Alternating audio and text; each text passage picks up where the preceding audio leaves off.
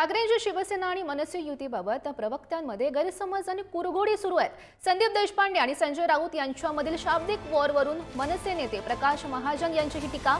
युतीसाठी फक्त माध्यमांमध्ये वक्तव्य नकोत, प्रस्ताव आला पाहिजे असंही महाजन म्हणतात। उद्धव ठाकरे यांनी योग्य नेत्यांद्वारे युतीचा प्रस्ताव पाठवायला हवा, मात्र तसं होत नाहीये असंही त्यांच्याकडून म्हणण्यात आलंय। मराठी माणसाच्या हक्कासाठी एकत्र आलो नाही तर सत्ताधाऱ्यांची मर्जी चालेल असंही महाजन यांनी म्हटलंय। सध्या ठाकरे बंधू एकत्र येणार अशा जोरदार चर्चा आहेत। दुसऱ्या बाजूला हिंदी सक्तीवरून मोठा वाद निर्माण झालेला आहे। त्याजवळ संदीप देशपांडे जे मनसेचे नेते आहेत त्यांनी देखील जो शब्द वापरला त्यावरून देखील वाद आहे। या सर्व गोष्टींवर बोलण्यासाठी मनसेचे नेते प्रकाश महाजन आपल्या सोबत आहेत। सुरुवात करूया ठाकरे बंधूंच्या युतीच्या चर्चेपासून। काका, तुम्ही कसं बघता? आता युतीमध्ये कुठेतरी खोडा पडल्याचं बोललं जात आहे।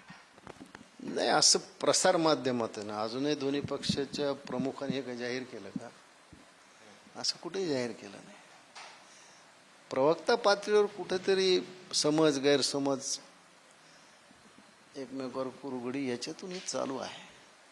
आणि मला असं वाटतं की शिवसेनेवरच्या युतीचे दोन प्रयत्न मनसेने केले होते 2014-2019ला। त्यावेळेस बाळा नांदगावकर हे मातोश्रीवर गेले होते आणि बाळा नांदगावकरचं आमच्या पक्षात हे स्थान राजसाहेबाच्या खालोखाल आहे। किंबहुना राजसाहेब आणि बाळा नांदगावकर हे एकाच नाण्याच्या दोन बाजू आहेत। उद्धव साहेबांच्या खालोखाल त्या क्षमतेचा त्यांच्या विश्वासातला कोणी माणूस येऊन राजसाहेबांना भेटला आणि काही एक प्रस्ताव दिला असं काही झालं नाही। कदाचित त्यांच्या मनात कुठेतरी हा न्यूनगंड असेल की दोन वेळा आपण माग मनसेला थोडं नीट वागलो नाही, तोही न्यूनगंड असू शकतो।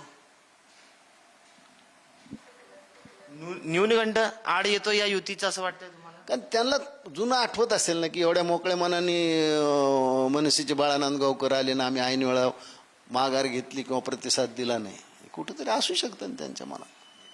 हे होते मनसेचे नेते प्रकाश महाजन। कॅमेरा पर्सन अमोल वाघुलेसह मी सचिन जिरे, पुढारी न्यूज, छत्रपती संभाजीनगर।